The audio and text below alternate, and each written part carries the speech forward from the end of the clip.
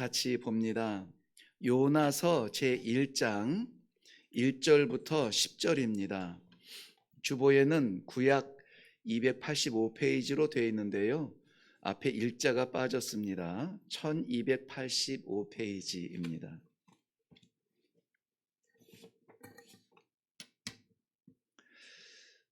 요나서 제1장 1절에서 10절까지 말씀 우리 같이 한 목소리로 읽겠습니다. 시작.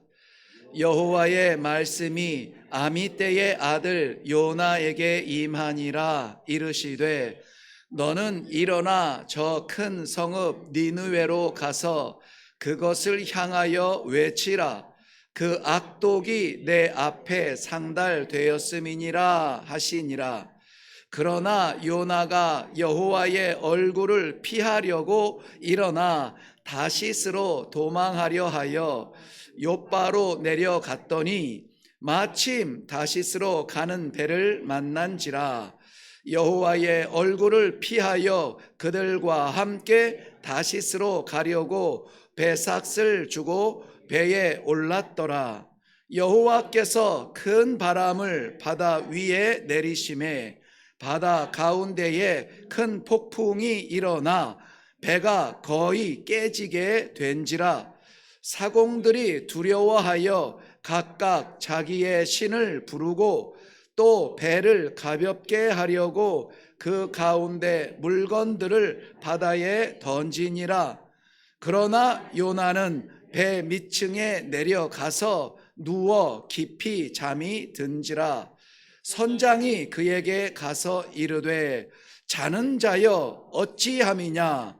일어나서 내 하나님께 구하라. 혹시 하나님이 우리를 생각하사 망하지 아니하게 하시리라 하니라. 그들이 서로 이르되 자 우리가 제비를 뽑아 이 재앙이 누구로 말미암아 우리에게 임하였나 알아보자 하고 곧 제비를 뽑으니 제비가 요나에게 뽑힌지라. 무리가 그에게 이르되 청하건대 이 재앙이 누구 때문에 우리에게 임하였는가 말하라. 내 생업이 무엇이며 내가 어디서 왔으며 내 나라가 어디며 어느 민족에 속하였느냐 하니 그가 대답하되 나는 히브리 사람이요 바다와 육지를 지으신 하늘의 하나님 여호와를 경외하는 자로라 하고 자기가 여호와의 얼굴을 피함인 줄을 그들에게 말하였으므로 무리가 알고 심히 두려워하여 이르되 네가 어찌하여 그렇게 행하였느냐 하니라. 아멘. 아멘. 네, 이제 10월 1일 10월 달이 됐습니다.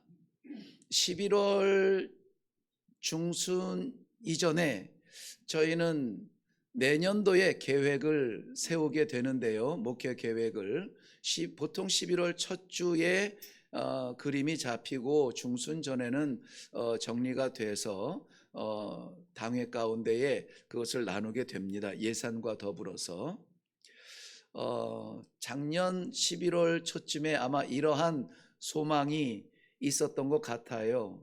내년 한 해 하나님께서 더 허락하시면 하나님께서 세우신 일꾼들이 자기의 역할과 사명을 감당함으로 말미암아 좀 더 하나님께서 세우신 교회의 모습을 만들어가지 않을까. 완성되지는 않아도 좀 더 하나님의 그림에 가까이 선명해지지 않을까 하는 마음으로 목회 계획을 세웠는데 오늘은 계획에 의하면은 선교부 헌신 예배 주일입니다.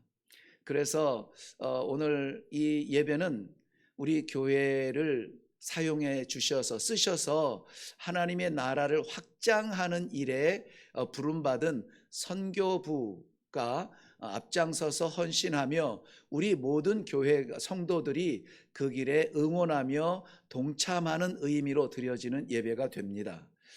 선교부 헌신 예배 우리 선교부장으로 김승관 장로님께서 정말 보이지 않는 자리에서 무던히 기도하며 애를 쓰고 선교사님들이 사역하는 선교 현지를 위해서 기도하고 있겠습니다마는, 아무쪼록 이 일은 한 사람의 일이 아니라 늘 말씀드리죠. 이 교회는 하나님께서 세우신 교회이기 때문에 사람의 뜻을 이루는 것이 아니라 하나님의 뜻을 이루는 것이 가장 건강한 교회입니다.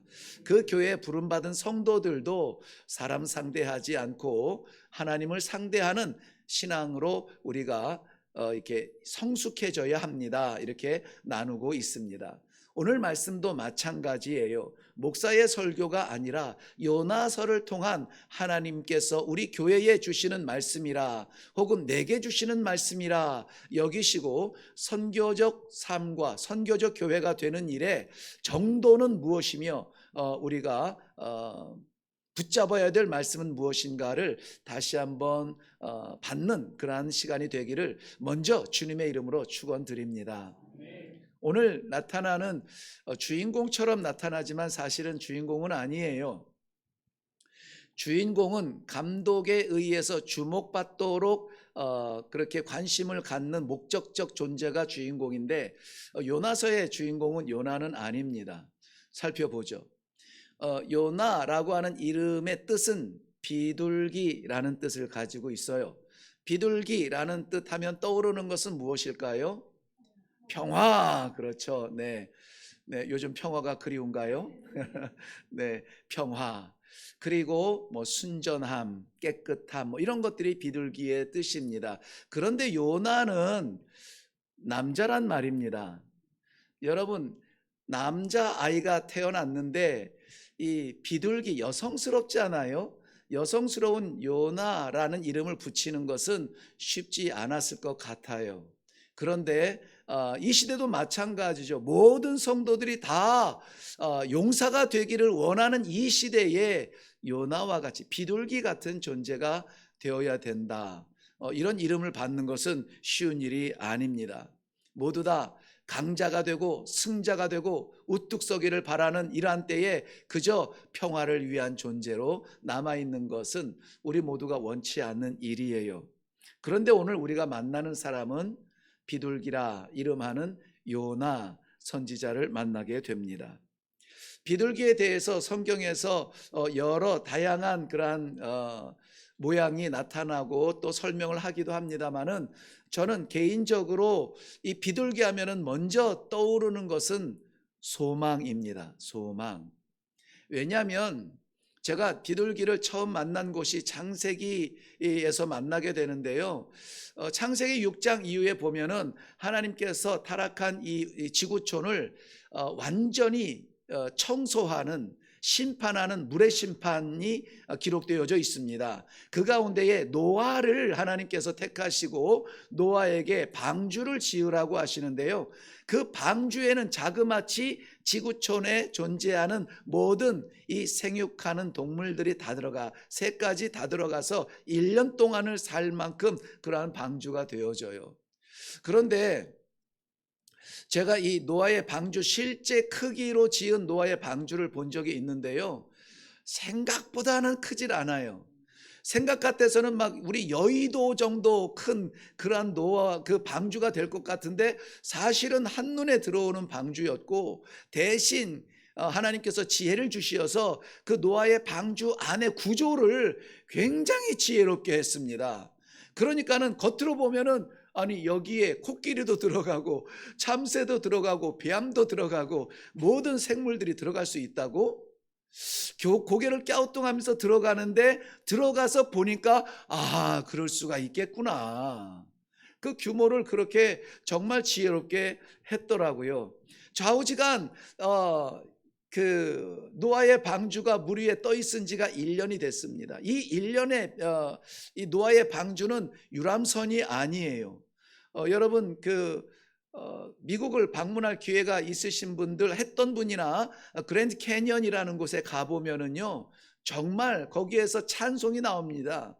주 하나님 지으신 모든 세계 아름답고 아름다운 것을 아무리 찬송해도 채 담을 수 없는 기괴한 사람이 어떻게 저렇게 만들 수 있을까 할 수 없을 정도로 그렇게 뭐 귀한 괴석들이 많고 아주 그냥 땅이 갈라진 그 모양이 너무나 흉측하지 않아요. 아름답습니다. 놀라운 것은 그 갈라진 절벽 사이에 그 조개 그 뭐라고 하죠?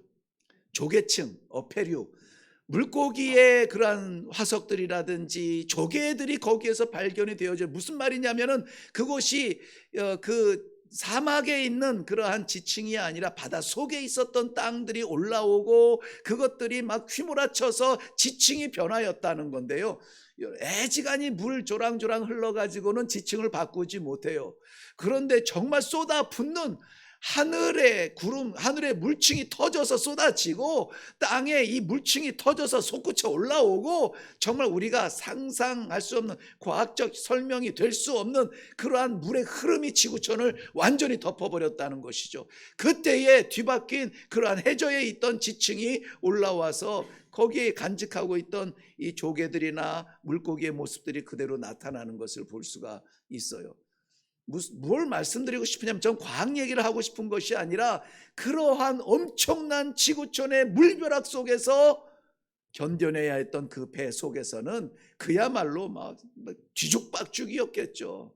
1년을 물론 비가 쏟아진 이후에 고요하게 모든 것들이 다 심판받기까지 고요의 시대도 있었겠습니다마는 어쨌든 1년을 물 위에 두둥실 떠다니는 것은 쉬운 일이 아닙니다.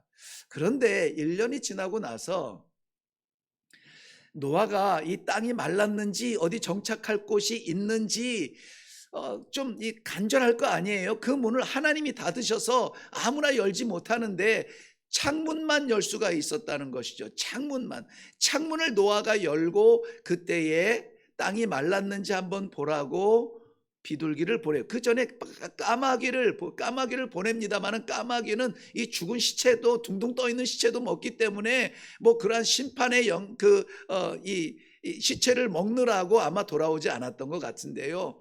비둘기를 보냅니다. 그런데 이 비둘기는 즉각 돌아옵니다. 왜요? 앉을 곳이 없어요. 그럼 아직 이 땅 위에 물이 가득하구나. 7일을 있다가 다시 비둘기를 보냅니다. 그랬더니 나무 잎사귀, 올리브 나무 그 잎사귀 하나를 입에다가 물고 와요. 어디엔가 이 나무 잎사귀를 발견할 자리가 생겨났구나. 말라가고 있군요. 그런데 7일 후에 다시 보냈는데 비둘기가 돌아오지 않아요. 왜 돌아오지 않았을까요? 그렇죠. 앉을 곳이 있으니까는 돌아오지 않는 거예요. 그래서 돌아오지 않는 이 비둘기를 보면서 이제는 됐구나. 그리고 이 아라랏산에 머무르게 되는 이 노아의 방주를 보면서 그 작은 비둘기 한 마리가 노아 1년 동안 궁금하고 답답했던 이 노아의 마음을 얼마나 시원하게 했을까를 생각하니 참 소망이 아닐 수가 없습니다. 또 비둘기 하면은 저는 언뜻 떠오르는 것이 드림이에요. 드림. 레위기 12장 8절 말씀에 보면은 많은 제사들 가운데에서 하나님이 받으시는 제물이 있습니다. 뭐 어떨 때는 소를 드려야 하기도 하고요. 보통 일반적으로 속죄 제나 번제 드리는 것은 어린 양이에요. 양을 드려야 됩니다. 또 염소를 드려야 할 때도 있습니다. 그런데 양이나 염소 기본적인 이 제물을 속죄제 가운데 자기의 죄가 속해져야 하나님 백성으로 유지가 되잖아요. 그것을 유지하기 위한 속죄제를 드리려면 양을 사야 되는데 양 살 돈이 없는 사람들이 있어요. 누굽니까? 가난한 자들이죠. 가난한 자. 과부들, 생업을 가질 수 없는 과부들, 그저 떨어진 나달을 주워서 으깨서 빵 한 조각씩 먹고 연명하는 그러한 과부들, 아니면은 그러한 삶의 배경이 되어주는 부모님이 안 계신 고아들, 이러한 사람들, 뭐 나그네도 마찬가지겠습니다만은 하나님 앞에 제사를 드리고 싶어도 그만한 여력이 안 돼요. 그런 사람이 드릴 수 있는 제물이 있는데 그것이 바로 비둘기예요. 심지어 이 비둘기는 집에서 키울 수도 있어서 집비둘기가 있고요, 산에서 잡을 수 있는 산비둘기가 있습니다. 저는 이 집비둘기, 여러분 집비둘기가 있는 거 아시죠? 네, 저희 아프리카에 있는 어, 다곤바 부족도 집비둘기를 키워요. 식용으로 키웁니다. 그래서 저는 비둘기도 많이 먹어보았는데요. 어, 우리 누가 그랬죠? 이 아름다운 전도사님이 예배 시작 전에 아름다운 주일이라고 했는데 비둘기 탕은 아름다워요. 예. 그 작은 밥그릇에 오롯이 머리부터 다 들어가 한 마리가 들어가서 이렇게 다소곳이 이렇게 누워 있는 모습을 보면 아유 이거 예뻐서 어떻게 먹나? 네, 이렇게 말할 만큼 네. 없는 자들, 가난한 자들 그들도 집에서 비둘기를 키워서 그 비둘기라도 하나님 앞에 드릴 수 있도록 하나님이 열어주신 재물이 무엇이냐? 비둘기예요. 그러므로 비둘기는 재물이지만 드릴 수 있다라고 하는 감격이 있어요. 그리고 이 비둘기 하면은 신약 성경에서는 우리가 가장 먼저 떠오르는 장면은 예수님께서 세례받고 물 위에 올라오실 때에 성령이 비둘기처럼 그 위에 임하시고 하늘이 열려 음성이 들리는데요. 이는 내 사랑하는 아들이요 나의 기뻐하는 자라. 하나님의 음성 전에 성령의 임함으로 사람들이 주목하게 할 수 있었던 현장에 비둘기처럼 임한 성령의 역사가 있습니다. 그렇기 때문에 이 비둘기 하면은 여전히 우리들에게는 소망이 되고 비둘기처럼 작은 몸뚱아리지만 이것까지라도 하나님 앞에 드려질 수 있다면 감사합니다. 드리는 가난한 자의 재물이 되고 그러나 성령께서 이 지구촌에 역사하시는 그런 역사의 현장에 나타나는 성령의 표현도 되고 이 비둘기는 무한한 의미를 가지고 있는 동물임은 틀림이 없습니다. 그렇다면 오늘 우리 자신이 나 자신을 볼 때도 비둘기처럼 연약하고 비둘기처럼 아무도 관심 갖지 아직도 힘들고 비둘기처럼 힘들고 비둘기처럼 아무것도 갖지 않은 존재이지만 그러나 그것이 하나님의 역사의 뒷전에 머무를 수 있는 어떤 핑곗거리는 되지 못한다. 여전히 나약해도 여전히 힘들어도 여전히 길이 보이지 않는 그 자리에서도 세상에는 소망이 될 수 있다. 누가? 비둘기 같은 이 존재가. 아무것도 없다고 주저앉는 이 순간에도 깜깜한 그 밤에도 하나님을 향하여서 주님 제가 여기 있습니다. 나의 마지막 남은 목소리라도 쓰실 수 있다면 사용하여 주옵소서. 어떻게? 주의 살아계심을 인정하고 찬양하는 일에 마지막 목청이라도 쓸 수 있도록 주님 나를 사용하여 주옵소서.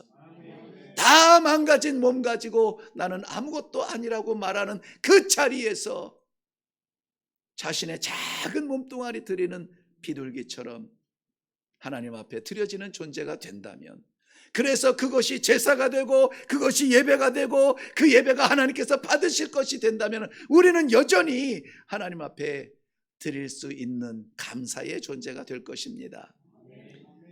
아무리 내가 믿은 지 얼마 되지도 않았고 나는 아직도 성경하면 깜깜하고 아무것도 아닌 것 같은데 주님 앞에 살아가겠다고 한번 시도된 그 모습을 보며 물 위에 이제 막 그리스도가 올라왔는데 성령이 비둘기처럼 임하셔서 세상에 선포하되 하나님의 아들임을 선포하고 하나님의 역사를 선포하는 그러한 도구로 쓰임받는다면 우리는 아직도 하나님 앞에 감사하며 쓰임받을 것에 대한 기대를 가지고 그렇게 쓰일 것을 소망하며 기도할 수 있는 그러한 시간이 될 수 있다는 것입니다. 요나서는 넉장으로 되어 있어요. 1, 2, 3, 4 넉장으로 되어 있는데요. 아주 간단한 내용입니다. 1장에는 뭐가 기록되어 있냐면 하나님이 요나를 부르세요. 그런데 요나는 싫대요.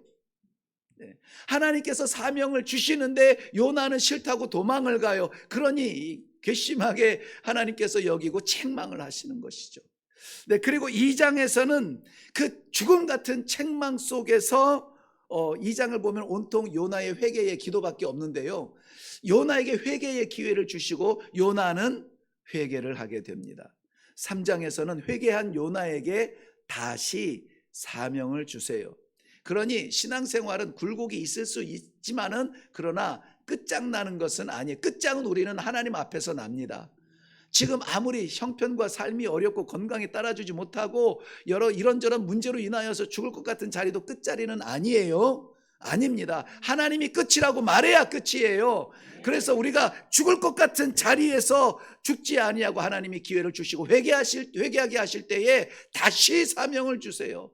처음 사명과 똑같은 사명. 그리고 그 사명의 결과로 4장에 보면은 니느웨라고 하는 이방 성의 좌우를 알지 못하는 자만 12만여 명이라고 하는데요. 그들이 구원을 받습니다. 오늘 그 이야기를 좀 나누려고 하는데요. 비둘기라고 이름하는 요나서를 설명하다가 서론이 너무 길어졌네요. 네, 아무쪼록 무언가 하나님께서 사명을 맡길 때 우리가 덜컥 할 수 있는 말은 아이고 제가요? 제가 어떻게 해요? 나는 비둘기 같아서. 네. 독수리 같은 그런 믿음이 있으면 좋겠지만 아직은 비둘기라서 뭐 이렇게 그 사명 뒤에 숨고 싶죠. 목사님 보고 하라고 하세요. 목사님 뒤에 숨고 싶죠. 구역장 뒤에 숨고 싶죠.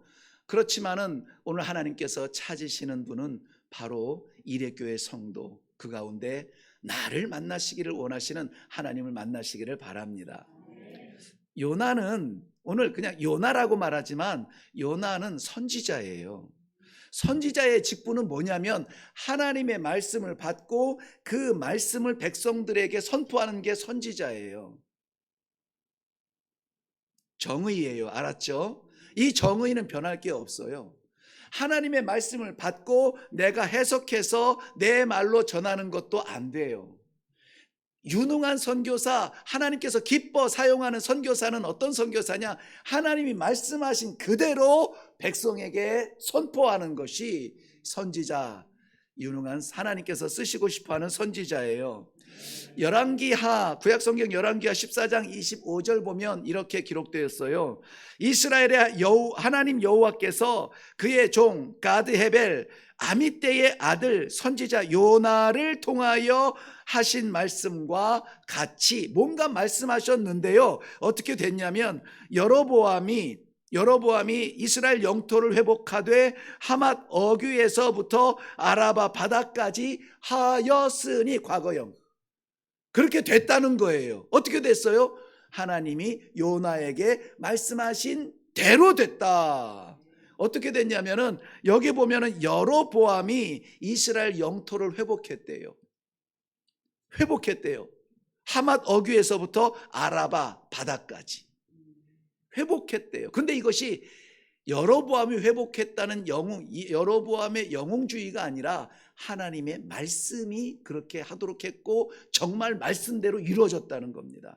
하나님의 말씀을 내가 받아서 기도 많이 하는 목사님이 하나님의 말씀을 받아서 기도 많이 하는 목사님이 열심히 애를 써서 기도 많이 하는 목사님이 그 교회를 성공시키는 것이 아니라 성숙시키는 것이 아니라 하나님의 말씀을 받은 그대로 선포하여서 이 선포된 말씀이 하나님의 백성 가운데 그대로 나타나는 것, 이것이 선지자의 역할이거든요. 그런데 요나는 분명히 선지자라고 했는데 오늘 균형이 좀 안 맞아요. 선지자인가 한번 볼게요. 오늘 본문 1절에 보면은 여호와의 말씀이 아미떼의 아들 요나에게 임하니라. 자, 하나님의 말씀이 어떻게 됐어요? 임했습니다. 요나에게. 근데 2절 보세요. 뭐라고 말씀하시냐면 너는 일어나 저 큰 성읍 니느웨로 가서 그것을 행하여 외치라, 선포하라. 하나님의 말씀을 받았고 이 말씀을 니느웨 가서 선포하라. 받아서 선포하는 것이 누구라고요? 선지자라. 그러면은 요나가 선지자로 부름을 받았습니다. 그런데 3절에 보면은 놀라운 반전인데요. 그러나 요나가 여호와의 얼굴을 피하려고 일어나 다시스로 도망하려 하여 욥바로 내려갔더니, 욥바라고 하는 항구로 지금 막 달려가고 있는데 욥바라고 하는 곳을 달려가는 이유는 하나님께서 말씀하신 니느웨로 가서 외치기 위함이 아니라 오히려 다시스로 도망하려 함이라. 어디로부터 도망가요? 하나님으로부터. 그 위치를 보면은 이스라엘이라는 나라를 중심으로 해서 가라고 하는 니느웨는 해가 뜨는 방향 동쪽으로 약 800km 정도 거리가 됩니다. 내륙이에요. 육지로 800km 정도 가면은 됩니다. 그런데 이스라엘을 중심으로 해서 지금 가려고 하는 다시스는 서쪽으로 약 4,000km 정도를 가야 되는데 4,000km 가려면은 일단 바다에 지중해가 가로막고 있어요. 그러면은 당시에 바다는 새로운 세계이기 때문에 육지가 끝나면은 거기가 내 삶의 자리의 끝인데요. 그래서 요바에 갔는데 거기에서 끝나지 않고 바다네 더 이상 못 가네. 아이고 알았습니다 하고 돌아서서 니느웨로 가는 것이 아니라 기어코라도 하나님의 섭리에서 등을 돌리고 반대 방향 서쪽이 4,000km나 되는 이 다시스로 가려고. 다시스는 지금으로 말하면 스페인의 서남쪽에 있는 그러한 땅인데요. 그 스페인의 땅으로 가고 싶어하는 거예요. 도망갈 수 있을까요? 하나님께서 보내시려고 하는 니느웨는 동쪽인데 지금 이 요나가 가고 싶어 하는 데는 서쪽이에요. 뭐 거리도 막 4-5배 되는 그곳을 기필코 가고 싶은 거죠. 요나의 마음에는 이런 착각을 하고 있어요. 우리도 다 착각을 할 수 있습니다. 우리의 착각과 한번 비슷한지 한번 보려고 합니다. 먼저는 하나님의 낯을 피할 수 있을 것이라고 착각합니다. 하나님께서 가라고 하시는 곳에 반대 방향으로 가면은 하나님의 그 낯을, 하나님의 얼굴을, 하나님의 음성을 피할 수 있을 것이라고 착각을 해요. 그런데 말이에요, 참 오묘합니다. 도망가려는 요나가 지금 요바라고 하는 항구에 갔잖아요.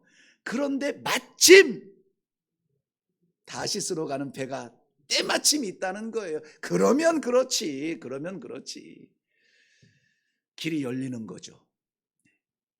신앙생활 하면은 좀 편안하게 말씀 받고 복 받는 그러한 좀 꿈을 꾸고 여기저기 축복의 현장들로 막 우리를 안내하고 재밌고 즐거운 프로그램 깔아놓고 막 이렇게 신앙생활 하면서 너무 좋아, 난 예수 믿기 잘해서 즐거워, 막 이러고 싶은데 그게 아니에요. 자꾸 이거 해라 저거 해라, 주의 복음 증거하기 위해서 삶을 헌신하라, 봉사해라, 구경꾼 되지 마라, 일꾼 되라.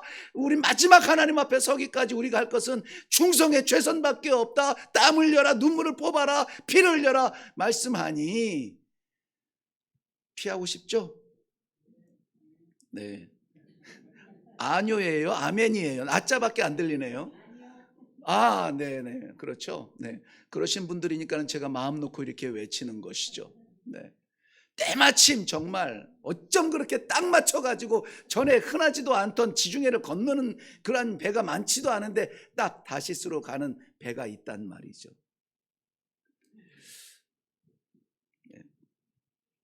도망길이 열리는 것 같아요. 나중에 살펴봐요.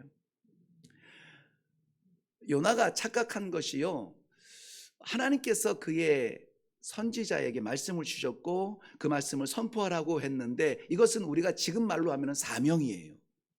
사명은 우리가 모두 다 받을 수 있고 개인적으로 받을 수 있어요. 개인적 사명이 다를 수가 있어요.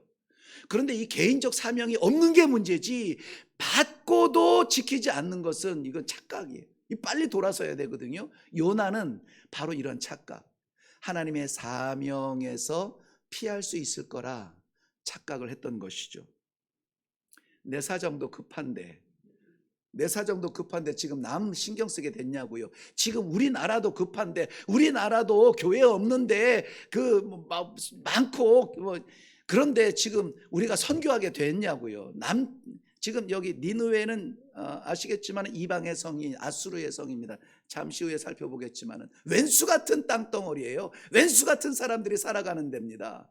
근데 지금이 어떤 때라고요? 여로보암이 이스라엘 지경을 확장을 하는데 그냥 됐겠습니까? 어려움을 겪고 이 안에도 혼란스러워요. 나라마다 남유다처럼 예루살렘에 성전이 있는 것도 아니고 보아하니 이 요나는 하나님의 선지자라고 했습니다. 북이스라엘의 형편을 보니 여기저기 우상들 세우고 있고요, 잘 산다고 그렇게 자기들의 삶을 영위하느라 하나님을 바라보지 않고 그렇게 살아가고 있어요. 저들도 살아야 합니다. 우상 앞에 굽벅대는 저들도 살아야 됩니다. 지금 내 나라가 엉망인데 하나님 니느웨 가게 생겼냐고요. 근데 하나님께서는 분명하게 니느웨로 가서를 말씀하시는 것입니다. 이건 아닙니다. 아무리 내 개인적 신앙의 정의로 맞서도 하나님의 뜻은 하나님의 뜻이에요. 이러한 착각에 빠지는 사람은요, 이 신앙이 좀 성숙하고 연륜이 있는 분들은 그러니까 새로 믿기 시작한 사람은 잘 안 빠져요. 좀 연륜이 있고 신앙이 뭔지 알고 그다음에 성도가 뭔지 알고 교회가 뭔지 알고 이것저것 좀 경험한 사람이 이런 착각에 빠져요. 내가 알기로는 그게 아닌데, 내가 알기로는 이래서는 안 되는데 왜 저렇게 하지라고 스스로 이 신앙과 교회와 이것을 판단할 수 있을 때쯤에 착각에 빠지기 쉽단 말이죠. 오히려 정말 하나님 앞에 처음 신앙생활하는 사람들은 아무것도 모르니까 무턱대고 말씀대로 아멘 아멘 그런 마음이 돼요. 그런데 그러지 못할 수 있다는 것입니다. 요나가 착각한 것이 또 하나 있는데요, 우리도 가끔 착각을 하죠. 하나님의 영역, 우리 흔히 말로 나와바리죠. 하나님의 영역에서 벗어날 수 있을 거라고 착각합니다. 지금 이스라엘에서 사역하던 선지자가 니느웨라고 가라고 하니까 800km 정도, 그 정도는 멀기도. 근데 이 다시스 약 4,000km 되는 바다를 건너서 가는 거기에는 하나님이 안 계실 거라 착각을 한 거죠. 하나님의 영역을 떠날 수 없습니다. 성경에서는 분명히 말씀하고 있어요. 우리가 바다 끝에 갈지라도 거기에도 계신다. 누가? 하나님이. 우리가 심지어 죄악의 깊은 저 구렁텅이에 떨어져도 추락해도 거기에도 계신다. 하나님이. 그 죄악의 구렁텅이에요? 거기에도 계세요. 나는 룰루랄라 할지 몰라도 우리 하나님은 아픈 마음으로 그 구렁텅이에서 뒹굴고 있는 우리의 모습을 건져내려고 몸부림 아픈 마음으로 우리를 살피시는 하나님이 계신다는 거예요. 무소부재하신 하나님은 우리가 떠날 수 없음을 명심하시기를 바랍니다. 혹여라도 심장을 떼어놓고 다니실 수 있는 분이 있다면 가능할지 몰라도 내주하여 주시는 아버지를, 심장보다 가까이 계시는 아버지를 떠나서는 살 수가 없어요. 반대로 말하면 어떤 말씀이냐면은 어디를 가도 우리 하나님과 동행할 수 있는 축복의 말씀이 되는 것입니다. 자, 이 요나가 착각했던 결과 정말 말도 안 되는 착각이죠. 네, 우리한테는 있을 수 없는 착각을 요나는 하고 있죠. 이 착각의 결과가 더 무섭습니다. 먼저는 다시스, 정말 다행히도 요행히도 기적처럼 배를 만나지만 그 배는 곧 바다 위에서 광풍을 만나게 됩니다. 이 광풍이 얼마나 끔찍한 광풍인지 이 상선일 텐데 말이죠. 다시스로 가는 지중해를 건너는 상선일 텐데 군함은 아니겠죠. 그런데 이 상선에 있어서 사람보다 중요한 것이 뭔지 아시죠? 물건이에요. 배에 실은 물건들을 버리기까지, 바다에 던져 버리기까지 저들이 위급할 만큼 이 광풍이 불어 닥치고 있는 것입니다. 우리 성도들이 사는 가운데 만나는 광풍이 있어요. 이 광풍은 이 배를 침몰시키기 위한 광풍이 아니에요. 요나를 바다에 수장시키기 위한 광풍이 아닙니다. 결국은 요나의 도망길을 멈추게 하는 광풍이라면은 우리 인생 가운데 이해할 수 없는 광풍이 불 때에 이것이 하나님 어쩌자고 이럽니까? 나를 죽이려고 하는 광풍이 아니라 우리가 도망하고 피하려고 하는 그 길을 막으시는, 돌아설 수 있는 기회가 될 수 있다는 것입니다. 이 광풍은 그런 광풍이었어요. 아무리 붙잡고 아무리 열심히 먹고 운동하고 우리의 건강이 여전히 나를 지키지 못하고 머리 쓰고 꾀를 내고 모든 총동을 하여서 붙잡는 재물이 여전히 내한테 머무르지 않는 것, 아니 오히려 텅 비어가고 괴롭고 아무것도 할 수 없는 연약한 가운데 나를 던지시는 하나님의 섭리라면은 그 섭리는 나를 죽이심이 아니라 위함이 아니라 나를 다시 찾으시기 위한 돌아서야 될 자리라는 것입니다. 결국은 이 풍랑이 일 때에 뱃사람들이 말합니다. 야 우리 너 뭐 누구를 섬기냐 기도해라, 누구를 섬기냐 기도해라. 각자의 신을 찾으면서 이 풍랑을 잠잠케 해달라고 기도합니다. 그런데 그 순간에 요나는 잠을 자고 있어요. 요나를 흔들어 깨웁니다. 너희가 섬기는 하나님을 위하여서 기도하라고 말합니다. 될까요? 안 됩니다.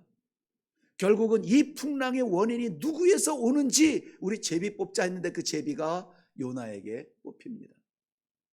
그러니까는 이 뱃사람들이 알아서 질문을 합니다. 너는 어디 사람이며 어디에서 왔고 너는 도대체 무슨 일을 했기에 이 풍랑의 원인이 되었느냐?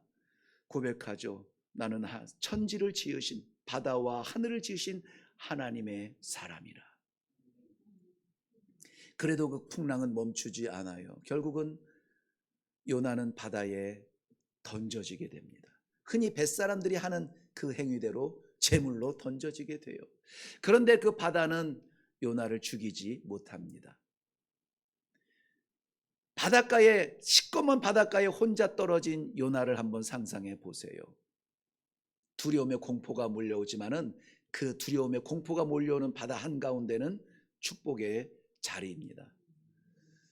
분명히 뱃길에 대해서, 계절에 대해서는 이 사공들이 더 잘 알죠. 뱃사람들이 더 잘 알죠. 그런데 지금은 곁에 있던 뱃사공들도 다 떠났어요. 홀로 던져졌습니다. 그런데 그 바다가 요나를 삼킬 수 없도록 하나님께서 붙잡으시고 계시죠. 요나가 착각했던 결과의 정말 클라이막스는 하나님이 예비하신 물고기에 삼킨 바 되는 것입니다. 이것도 우리는 너무나 잘 아는 이야기이기 때문에 뭐 설명이 필요 없지만, 물고기가 요나를 삼킨 것은 죽이려고 삼킨 것이 아니에요. 하나님께서 물고기의 밥으로 요나를 주신 것이 아니란 말이죠. 3일 동안을 있었습니다. 제가 그 생물학은 잘 모르겠지만은 물고기 뱃속에 들어가면은 씹어서 갈아 먹는 것이 아니기 때문에 그 안에서 녹게 되겠죠. 소화시킬 만큼 녹게 되겠죠. 있으면서 3일 동안 같이 삼킨 바 된 그 많은 이 생물들이 녹아지는 것을 바라보면서 이 노아는 유지되는 자신의 생명을 느낄 수가 있습니다. 그 뱃속에서 요나는 하나님 앞에 회개합니다. 이 물고기가 요나를 삼켰다는 이것이 동화 같기 때문에 우리들에게 와닿지 않는데요. 죽음의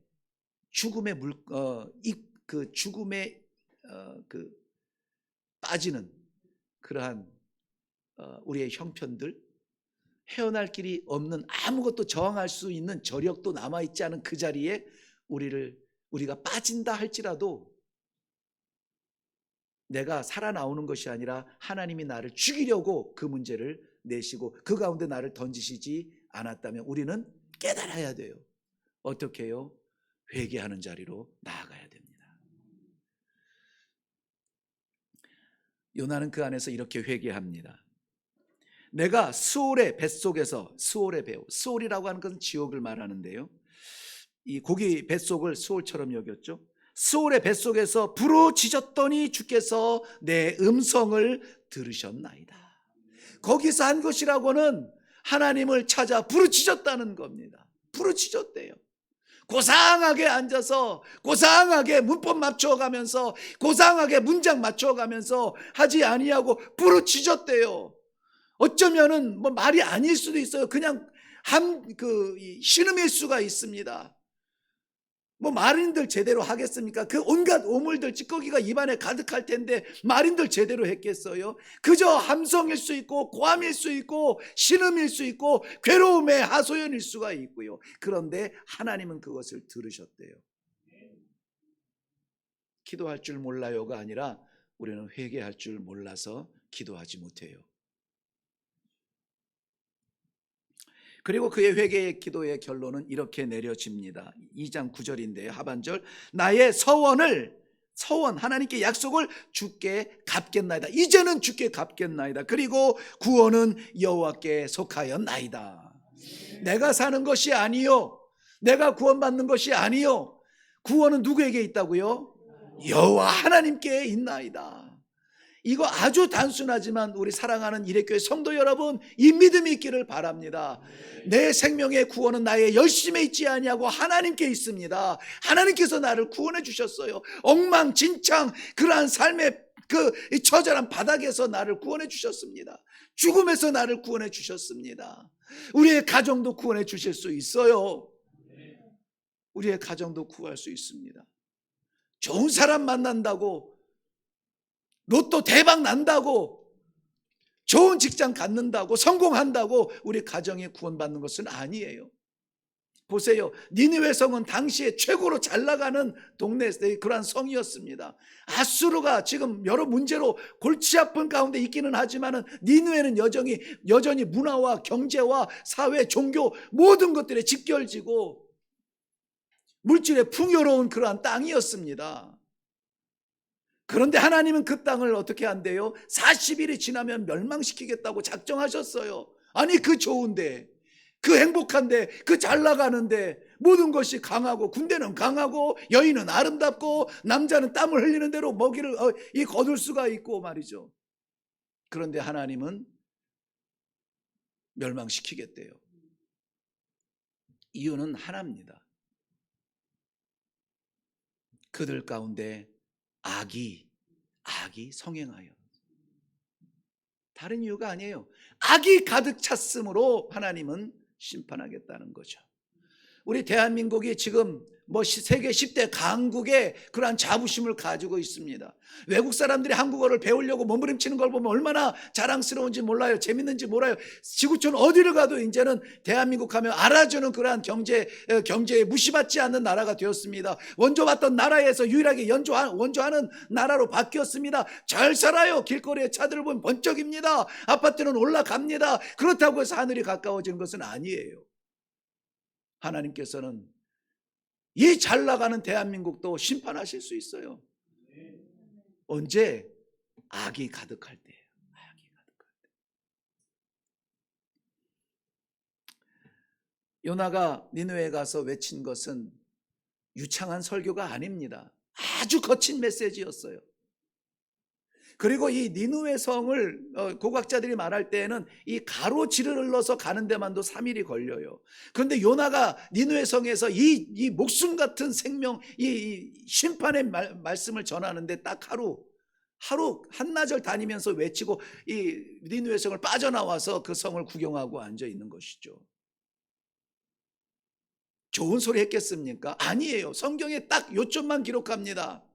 40일이 지나면은 니느웨 성은 멸망하리라 라고 말씀하고 있어요. 외치고 있어요. 그런데 이 말도 안, 니느웨 성 사람들은 미친 소리라고 했겠죠. 광인이라고 했겠죠. 이렇게 좋은데 어떻게 된 거 아니야? 이렇게 행복한데 무슨 하나님의 저주가, 말도 안 돼, 이렇게 얘기할 수 있겠죠. 그런데 니느웨 성에 놀라운 일이 생깁니다.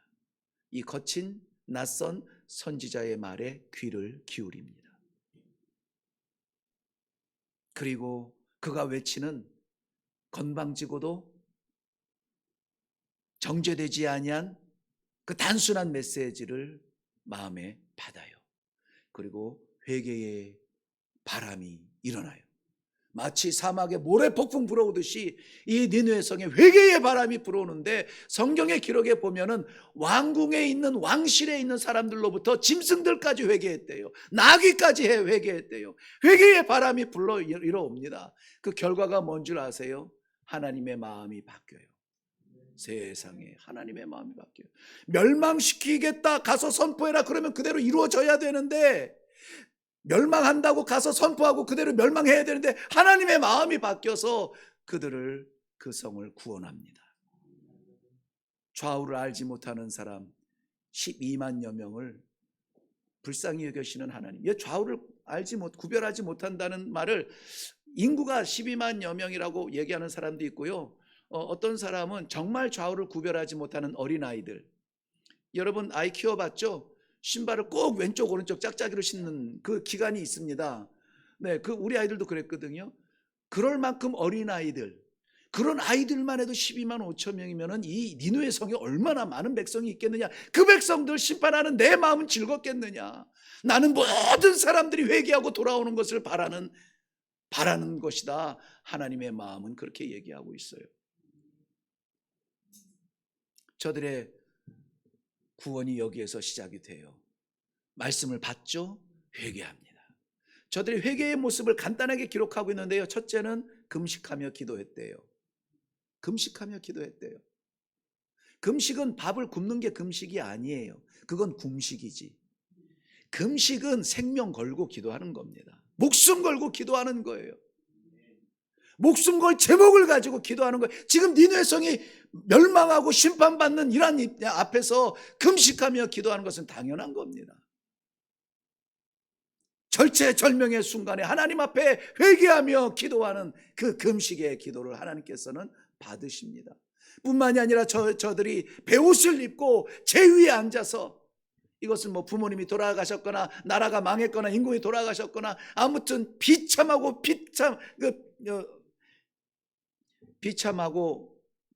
어떻게 표현해야 좀 강력할까요? 최대한 강력하게 말씀하고 싶습니다. 비통한, 맞아요? 네, 비통하고 비참한 이 가슴에 어떻게 표현할 수 없어서 옷을 입고 있던 옷을 벗어버리고 베옷을 입고 부드러운 옷을 벗어버리고 제 위에 앉아서 회개하는 겁니다. 회개가 없이 구원의 맛보기는 어렵습니다. 마지막으로 저희들은 악에서 떠났다고 합니다. 오늘 왜 이렇게 시간이 빨리 갔죠? 악에서, 강포에서 떠났답니다. 삶의 변화를 일으킨 거예요. 삶의 변화. 하던 사람이 하지 않고, 도박하던 사람이 도박하지 않고, 술 마시던 사람이 술 마시지 않고, 죄를 지어서 거짓으로 인컴을 삼던 사람이 인컴을 포기하고 진실을 말하기 시작하는, 삶의 변화가 나타나는 거예요. 삶의 변화가. 아이고 잘못했습니다. 입술의 기도가 아니라 삶의 변화가 나타나 하나님께서는 그 모습을 바라보시며 니느웨 성을 구원해 주십니다. 요나의 외침, 미숙한 사람의 미숙한 외침이었습니다.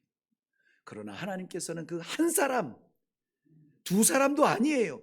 한 사람 니느웨 성에 보내주시어서 니느웨 성의 좌우를 알지 못하는 사람 12만여 명을 살렸다. 내가 그들을 아끼지 아니함이 어찌 아끼지 아니하겠느냐. 하나님의 메시지가 요나서를 맺고 있습니다.